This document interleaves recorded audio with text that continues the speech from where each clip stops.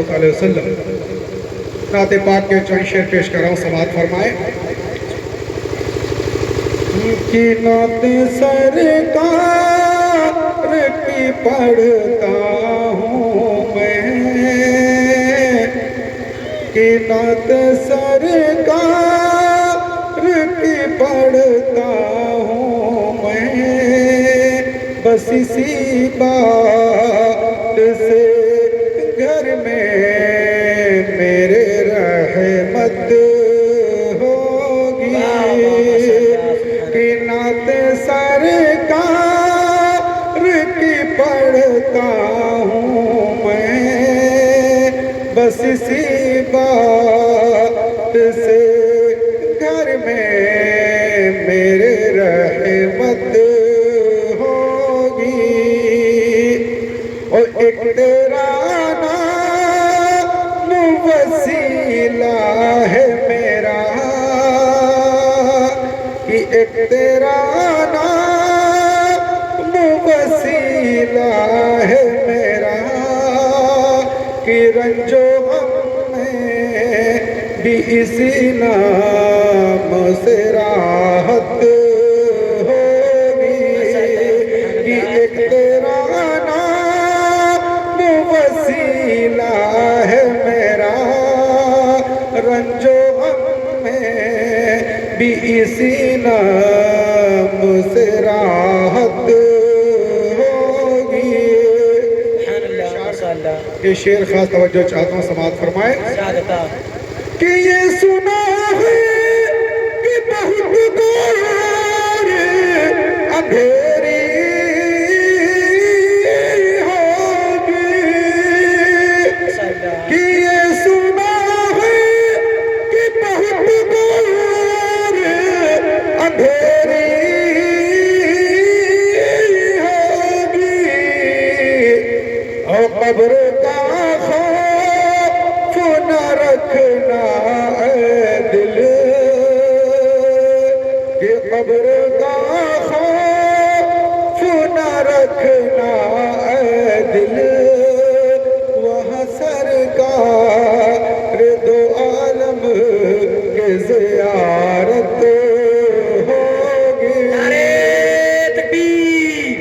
نعرہ رسالت،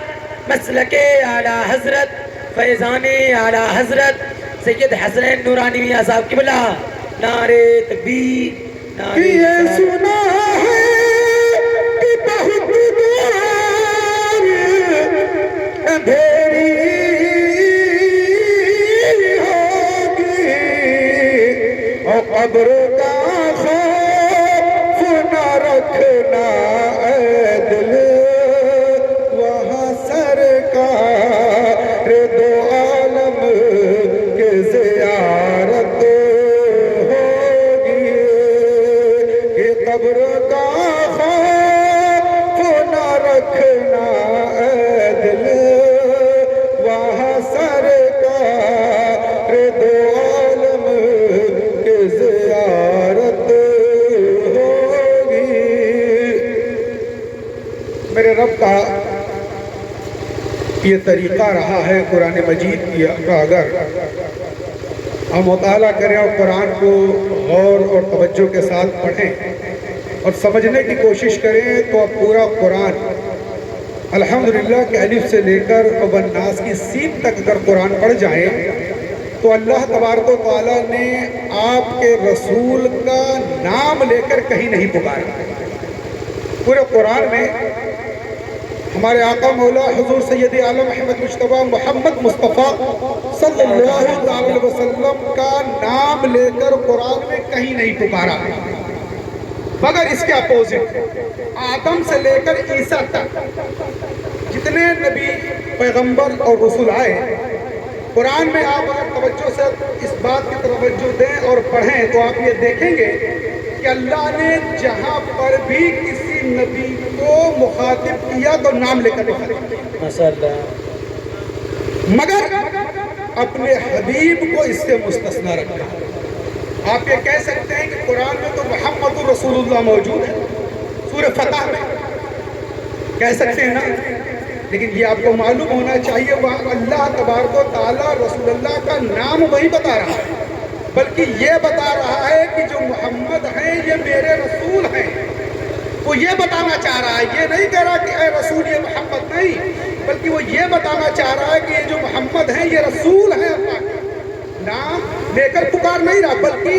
رسول اللہ صلی اللہ علیہ وسلم کا انٹروڈکشن کروا رہا ہے۔ مگر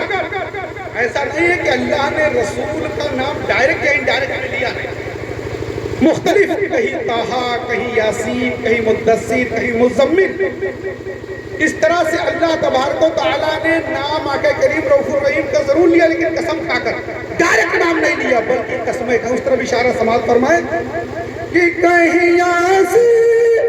کہیں طٰہٰ، کہیں واشم سایہ، کہیں یاسین، کہیں طٰہٰ، کہیں واشم سایہ، اور جن کی قسمیں میرا رب کھاتا ہے، کہ جن کی قسمیں